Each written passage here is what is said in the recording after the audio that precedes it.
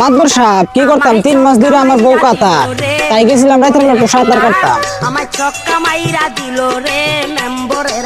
মাকবুর সাহেব বিচারটা কঠিন দিকে করবেন কোন দিকা। আচ্ছা তো আমি বিষয়টা বুঝে লই কি হয়েছে কও।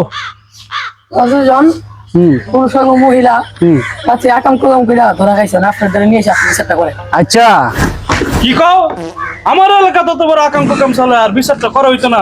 দেখো আমি করা বিচারটা করো। হনে তোমরা সবাই কি চাও?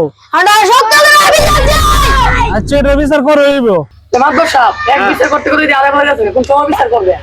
কে জমিদার এক বিচার করতে গেতে আধা ঘন্টা গেছে গা তুই ট্যাঙ্গের উপর ট্যাঙ্ক বলেছিস মাছ বলে সব না কত বড় সাহস তোর? মাতবর সাহেব আমার কি দোষ রাতের বেলায় বদি আমার ডাইকা নেই ফরকিয়া করবার লাগিয়া। কি গো কিতা কথা কি সত্যি? কি করতাম মাকবুর সাহেব স্বামী তো বিদেশ।